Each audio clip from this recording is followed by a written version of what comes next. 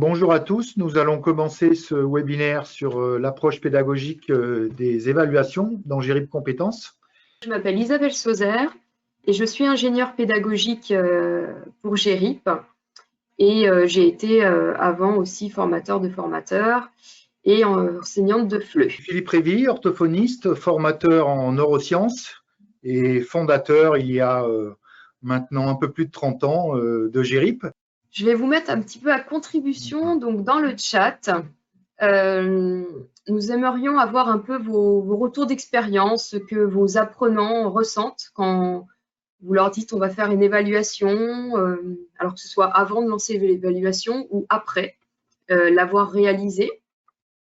Voilà, donc là je vous laisse quelques secondes pour réagir en quelques mots. Voilà. Je commente. Alors, du stress, la crainte de voir des mauvaises réponses, de ne pas savoir répondre en temps. Alors, d'autres disent j'ai l'angoisse d'avoir des mauvaises notes, d'avoir un mauvais résultat, j'ai l'angoisse de ne pas pouvoir finir. Encore une fois, le manque de temps pour répondre, l'anxiété avec le chronomètre, d'être mauvais. Donc là, on retrouve beaucoup de réactions par rapport au temps. C'est l'appréhension de ne pas savoir utiliser l'ordinateur. Effectivement, donc il y a ces aspects techniques lorsqu'on réalise une évaluation en ligne. Alors, on a quand même une remarque positive sur les évaluations. C'est la seule. J'attendais au moins une remarque positive sur les évaluations. Donc, c'est quand même quand elles sont réussies, il y a un effet valorisant et les résultats sont appréciés. Voilà. Et souvent, donc là, après, ils disent qu'ils sortent un peu défaitistes parce qu'ils pensent qu'ils ne seront pas pris. Voilà. Donc là, ce que j'entends par rapport à tout ce que vous écrivez, c'est le manque de confiance. Donc, c'est effectivement assez flagrant et d'autant plus chez les publics que vous accueillez. Alors, on s'est permis de mettre un petit condensé. Donc là, ce que vous avez cité, nous, on l'avait identifié. Donc, c'est une source de stress, très souvent. Donc, la stress, vous l'avez dit, de ne pas avoir de bonnes réponses, de ne pas avoir le temps de finir, de ne pas pouvoir manipuler l'outil informatique si c'est sur un outil numérique. Parfois, vous l'avez moins cité, mais il y a aussi cette excitation. Alors, on le verra tout à l'heure, mais c'est pas souvent peut-être dans la première évaluation au tout début de la formation, mais une fois que l'apprenant a bien compris l'intérêt des évaluations, quand on lui dit qu'on va refaire une évaluation après 2 ou 3 mois de parcours, voilà, le rapport à l'évaluation évolue. Et ça, c'est un fait. Et donc, nous, on s'en sert chez GERIP pour utiliser justement ce sentiment comme une source de motivation. On voit souvent en début de parcours que les apprenants ne voient pas forcément l'intérêt pédagogique. Et pourtant, vous êtes les premiers à le savoir qu'il y a un véritable intérêt pédagogique, sinon vous ne ferez pas d'évaluation. Donc là, l'intérêt des évaluations, alors là, il n'y a rien de nouveau, je ne vais pas vous apprendre des choses exceptionnelles, mais en tout cas, vous le savez, en début de formation, vous en avez besoin pour situer un apprenant par rapport aux objectifs de formation, mesurer l'écart entre les attendus et puis le point de départ. C'est cet écart qui va vous permettre après de mieux connaître les besoins de formation de vos apprenants. Alors, pas simplement en termes de compétences, et là, GERIP insiste sur ce fait, mais également en termes de profil, comment ils apprennent. On sait très bien que les apprenants n'ont pas tous les mêmes manières d'apprendre. Donc, ça va nous permettre aussi, au-delà des contenus, de voir certains outils pédagogiques à privilégier. Voilà. Donc, ça, c'est vraiment important, notamment pour les évaluations en début de parcours. On verra après, plus on avance dans le parcours, on passera à des formes d'évaluation plutôt formatives et qui vont vous permettre d'ajuster ce que vous avez commencé. On le voit, on est avec des publics qui certains évoluent très vite, d'autres stagnent, et c'est important. Vous avez souvent des groupes hétérogènes, et donc l'évaluation au fur et à mesure de la formation permet d'ajuster et de rester vraiment au plus près des besoins des apprenants. Donc ça, c'est vraiment essentiel. On vous montrera comment GERIP Compétences peut vous aider au-delà de ce que vous faites déjà voilà, en présentiel avec les outils numériques, comment ils peuvent vous appuyer dans cette démarche. Comme je le disais tout à l'heure, quoi qu'on en dise, une fois que l'évaluation est finie, je pense que vous avez des exemples derrière vous, les apprenants, des fois, ils sont aussi excités à l'idée d'avoir une note, ils sont satisfaits quand ils ont fait une évaluation 2 mois après et qu'ils voient qu'ils ont progressé. Quand ils ont fait une évaluation, souvent, ils veulent les résultats le plus vite possible. Donc là, c'est vrai que quand on corrige à la main, des fois, il faut attendre 1 jour, 2 jours, 3 jours. Et c'est les premiers à nous dire, vous avez corrigé, vous avez corrigé. Donc, bon, l'outil numérique permet de le faire en direct. Mais en tout cas, on voit bien que si l'évaluation est bien comprise, il y a véritablement un levier de motivation et de mise en confiance, en fait. Donc ça, c'est important à l'avoir en tête et bien, à bien leur en parler aussi également. Voilà. Et puis, je dirais plutôt en fin de parcours ou quand vous avez terminé un module, hein, ce n'est pas toujours en fin de formation, c'est de vérifier que ce que vous visiez est bien acquis. Donc là, ce qui est important d'avoir en tête, oui, voilà, Philippe, je te laisse faire l'encadré, je pense que tu veux rebondir là-dessus. Oui, juste pour compléter, en fait, il y a plusieurs éléments.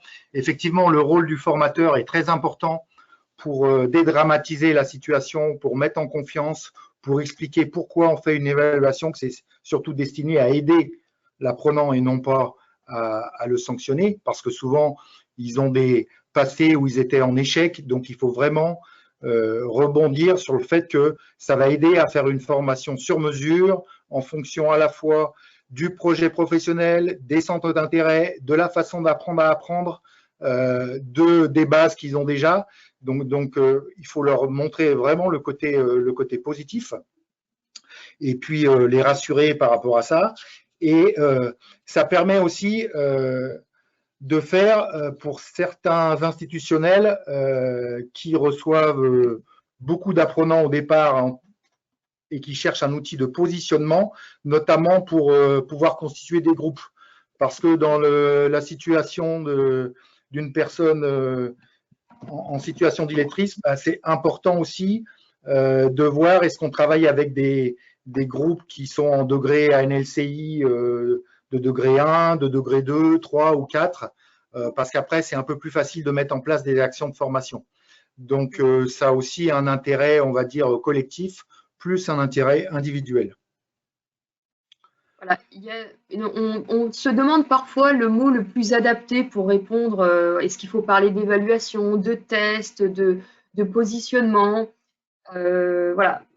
Moi, alors c'est mon point de vue, hein, mais le mot évaluation, pour moi, il ne faut pas en faire un mot tabou. Si on l'accompagne avec le pourquoi du comment, avec bienveillance, l'évaluation reste vraiment un terme adapté et qu'il ne faut pas prendre, dont il ne faut pas avoir peur en fait. Après, selon les structures, au formateur de gagner beaucoup de temps dans sa formation. Parce que si on a fait une évaluation très précise, après, on a un plan de formation général et on sait vraiment où on va en fonction de chaque apprenant. Donc ça, c'est quelque chose d'important et c'est ce qui est utilisé d'ailleurs avec, par exemple, des personnes dyslexiques, dysorthographiques, dyscalculiques qui sont en séance d'orthophonie. C'est que la première étape, c'est de faire un bilan, une évaluation très précise pour voir après comment on va faire progresser la personne. C'est ça le fondement de l'évaluation au départ. Le mot bilan est parfois plus rassurant, bilan initial, voilà. Donc, mais en tout cas, il ne faut pas avoir peur de ce mot et de bien l'utiliser à bon escient. De toute façon, les apprenants ne sont pas dupes. Hein. Si vous refaites un test, vous leur dites que c'est un jeu, ils vont bien s'apercevoir que quand même, derrière, il y a des résultats. Alors, je vais justement passer la main là, à Philippe qui va vous parler de l'apport des sciences cognitives, justement, par rapport à toutes ces questions d'évaluation et l'intérêt que ça peut avoir, et notamment par rapport au public que vous accueillez, qui sont souvent en situation d'illettrisme ou avec d'autres même troubles d'apprentissage. Oui, merci Isabelle. Donc, oui, sur cette diapo, en fait, on a quelque part le traitement de l'information par le cerveau, la façon d'apprendre à apprendre. Et ce triangle cognitif, il est assez fondamental pour comprendre comment on va organiser les évaluations et comment on va s'en servir pour faire progresser l'apprenant. En fait, quand on parle de fonctionnement du cerveau dans les apprentissages, il faut savoir que un cerveau, c'est environ 100 milliards de neurones et 10 000 milliards de connexions. Et chaque cerveau est différent d'un autre, hein, d'un apprenant à l'autre. Et chacun a des façons d'apprendre qui sont un peu différentes. Et ce qui est intéressant dans une évaluation, c'est par rapport à un circuit normal d'apprentissage, c'est de voir comment cet apprenant, lui, il travaille et avec quel processus il se sent à l'aise. Le processus normal pour apprendre, c'est qu'en fait, on reçoit des informations dans le cerveau par la perception, hein, par les 5 sens. Donc, on va recevoir des perceptions auditives, des perceptions visuelles, des perceptions sonores, olfactives, tactiles, gustatives. Et puis, ces perceptions-là, on peut les traiter ou non, c'est-à-dire qu'il faut y faire attention. On peut très bien avoir un bruit dans la rue et ne pas y faire attention, ou quelqu'un qui nous parle et prêter attention. Donc, le facteur attentionnel est aussi important. Et puis après, ces informations, alors je passe très vite hein, parce qu'on n'a pas beaucoup de temps, mais on va les traiter en mémoire. Donc, soit de la mémoire à court terme ou de la mémoire à long terme. Et puis, en utilisant plusieurs types de mémoire. Alors, ça va être de la mémoire visuelle, de la mémoire auditive, de la mémoire du langage, de la mémoire verbale, de la mémoire sémantique qui est liée à la culture, au pays, de la mémoire procédurale. Par exemple, mémoire comment on fait du vélo, comment on arrive à démonter une pièce mécanique, des mémoires de procédure. Ça peut être aussi des mémoires épisodiques sur les grands événements de sa vie. Et plus la mémoire est à long terme, plus elle est ancrée. C'est pour ça que, par exemple, les personnes âgées qui ont Alzheimer, eh bien, elles vont mieux se rappeler d'éléments très lointains de leur vie qui les ont marqués, notamment dans l'enfance, que ce qu'elles ont fait 10 minutes avant. Le processus aussi, c'est qu'après, ces informations, elles sont traitées soit par la logique, c'est-à-dire la cognition mathématique, tout ce qui est logique, tout ce qui est repérage visio-spatial. Donc, dans le visio-spatial, on met aussi le temps et l'espace. Par le langage oral. Donc, dans le langage oral, on met à la fois ce qui est composante phonologique, c'est-à-dire reconnaître les sons de la langue, savoir les assembler entre eux. On peut aussi, pardon, vous avez, je ne sais pas, il y a eu un changement d'écran.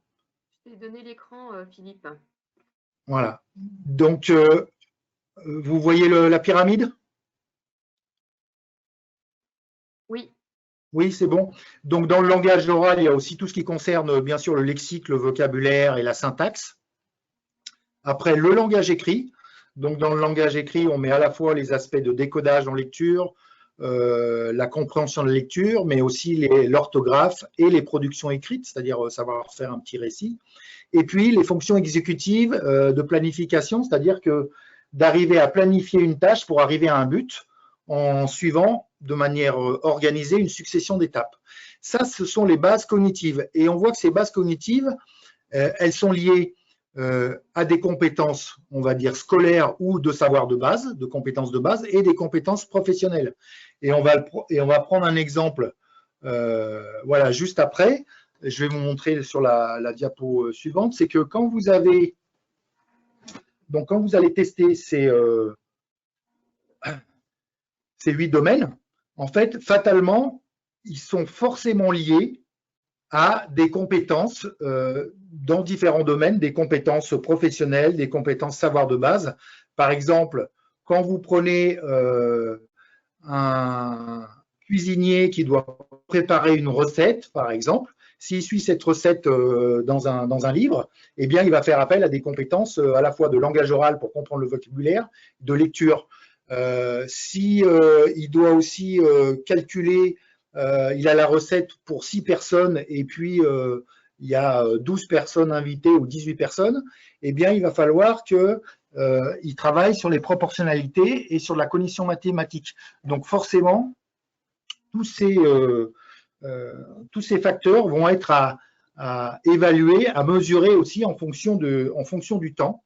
Et c'est ce qu'on va voir, après dans les diapos suivantes, c'est que non seulement on a une évaluation qualitative, donc en français, en maths et aussi en cognition sur la façon d'apprendre à apprendre, mais on doit aussi quand même évaluer le temps. Et pourquoi on évalue ce temps? Alors souvent on me dit oui, mais pourquoi il y a ces évaluations au départ dans le temps? Ça stresse les apprenants, voilà, ça les inquiète d'avoir un temps mesuré. C'est pas pour les embêter qu'on met ce facteur temps, c'est simplement pour voir si certains processus sont automatisés ou non, et puis pour mieux cerner la façon dont ils travaillent. Alors, on va prendre quelques exemples. Sur la, je vais passer à la diapo d'après. Voilà. Comment on va relier donc les compétences de base, les compétences cognitives et les compétences professionnelles. Je prenais l'exemple du cuisinier. On peut prendre l'exemple du mécanicien, du maçon, etc. Je vais vous prendre un exemple issu de la vie professionnelle. Vous êtes, par exemple, patron d'un garage et vous devez embaucher un mécanicien. Pour embaucher ce mécanicien, vous allez l'évaluer au départ. Bon, vous allez discuter avec lui, ses projets, etc., de ce qu'il a déjà fait, de son CV. Mais si vous voulez le tester, l'évaluer au départ, vous allez, par exemple, lui demander quelque chose d'assez basique pour un mécanicien, mais de changer une roue de secours. Et vous avez, de changer une roue, pardon, en mettant la roue de secours. Vous avez 10 candidats devant vous. Vous faites changer cette roue et normalement, vous avez, on va dire, 9 sur 10 qui vont savoir changer cette roue et arriver au but. C'est-à-dire qu'au niveau qualitatif, voilà, ils auront installé une nouvelle roue. Maintenant, quand on fait une évaluation fine, on va quand même regarder plusieurs choses. C'est-à-dire, est-ce qu'ils ont mis la bonne roue parce qu'ils ont pu se tromper de taille? Est-ce qu'ils ont bien serré les boulons? Est-ce qu'ils se sont bien organisés pour faire ça dans un temps relativement court? Parce que entre une personne qui a changé la roue en 15 minutes et une personne qui l'a changée en 1 heure, vous comprenez bien que pour le garage, il va y avoir quand même une grosse différence. Eh bien, c'est pareil quand on travaille sur les compétences de base et le cognitif. Si on a une épreuve, par exemple, de lecture, ça va être intéressant de voir si la phrase a été bien lue ou non, mais aussi combien de temps il a fallu pour lire cette phrase et quelle est la compréhension de cette phrase. C'est-à-dire qu'on va travailler plusieurs aspects, non seulement le décodage, mais aussi la compréhension, mais aussi le temps mis. Parce que si vous mettez 1 minute pour lire une phrase ou si vous mettez 10 secondes, la formation derrière sera un peu différente. Donc, c'est très important d'avoir en tête ce facteur temps. Il va aussi permettre de mesurer par rapport aux moyennes et par rapport à l'étalonnage du bilan où vous vous situez par rapport à une cohorte d'utilisateurs. Est-ce que vous êtes, par exemple, dans les 10% les plus lents ou dans les 10% les plus rapides ou dans la moyenne? A contrario, est-ce que vous avez été impulsif pour lire à toute vitesse mais sans comprendre ce que vous avez lu? Est-ce que vous avez été lent et arrivé au bout de la phrase, vous n'avez pas finalement compris ce qu'elle voulait dire? Donc, cette mesure du temps, elle est très très importante pour voir si on a automatisé certains domaines cognitifs. Et on sait que dans la vie personnelle et la vie professionnelle, le facteur temps, il est hyper important parce qu'on est dans une société où il faut quand même répondre en temps et en heure avec des délais, notamment au niveau professionnel. Donc, on ne peut pas se permettre de passer trop de temps sur chaque tâche. Donc, vraiment, ce n'est pas destiné à sanctionner, c'est voir dans la pyramide qu'est-ce qui a été automatisé ou non automatisé et sur quoi on va s'appuyer pour construire la formation. C'est ça le facteur temps que l'on met en place.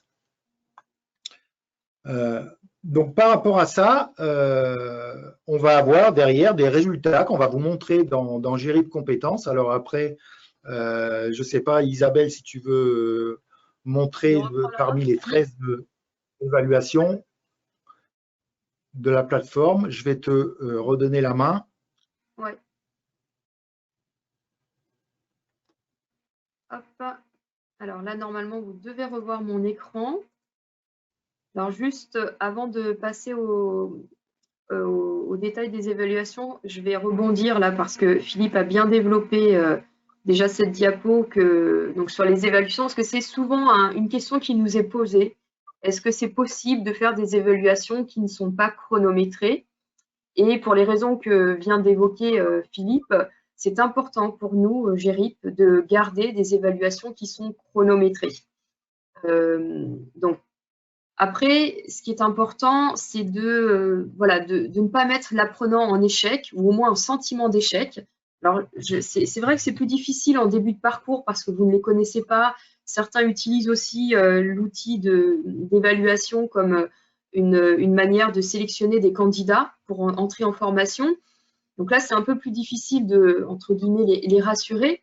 Mais en tout cas, il y a quand même des recommandations pour les aider à passer ce cap, avoir moins de stress. Donc, bon, voilà, rappeler l'intérêt, donc vraiment prendre ce temps nécessaire avant de lancer l'évaluation, de pourquoi on le fait, comme quoi ça va les aider, qu'on va mieux les accompagner par la suite, tout ce qu'on a dit tout à l'heure. Pour ceux qu'on a pré-identifiés un peu comme en difficulté, c'est de rester à côté et de ne pas s'interdire s'ils ont besoin d'une aide pour une lecture de consigne, pour préciser une consigne. Enfin, voilà, ça, c'est vous qui vous mettez vos limites là. On n'est pas sur une évaluation sommative avec des règles strictes. Donc, vous pouvez très bien adapter ça et puis rester voilà, en soutien à côté de ceux qui en ont besoin. Et vous pourrez l'expliquer aussi, le justifier. Ce n'est pas une question de privilégier les uns ou les autres. De refaire une évaluation quand on a commencé le parcours, de bien préparer le matériel nécessaire. Tout à l'heure, quelqu'un avait dit le problème de ne pas maîtriser l'outil informatique. Bon, bah oui, effectivement, il faut s'assurer que si vous faites gérer compétences, qu'il ait les bases, voilà, donc on verra comment on va choisir les évaluations, mais qui peut être en mesure de bien cliquer, de sélectionner une réponse, etc. Et puis voilà, voilà, il y a d'autres choses. Je suis sûre que vous avez d'autres conseils. Si vraiment vous ne voulez pas mettre d'évaluation chronométrée, vous avez la possibilité sur GERIP de créer vos propres parcours et du coup qui vont se transformer en évaluation. On le verra tout à l'heure, la limite, c'est que vous ne pourrez pas bénéficier des parcours automatisés qui sont générés après une évaluation que je vais vous présenter tout à l'heure. C'est le seul point négatif. Ouais, au maximum de simplifier l'ergonomie, déjà pour des non-lecteurs, c'est-à-dire qu'il y a des retours sonores sur les consignes. Et puis, c'est pareil, on peut avoir des correspondances avec la barre espace plutôt que de cliquer sur le bouton suite. Donc, voilà, on a spécialisé quand même ces évaluations pour des personnes qui ont des difficultés puisque c'est notre expertise depuis des années. Donc, il y a des opérations même simples, parfois le glisser-déposer qui peut poser plus de soucis à certains. Il y a beaucoup d'exercices où vous pouvez faire en même temps un cliquer qui accélère aussi le processus. Donc voilà, cette notion de temps, voilà, elle restera, mais c'est important de leur dire que de toute façon, ça fait partie d'un des éléments que vous allez analyser aussi, mais non pas pour les mettre en difficulté, mais pour aussi les aider après à mieux préparer les programmes de formation.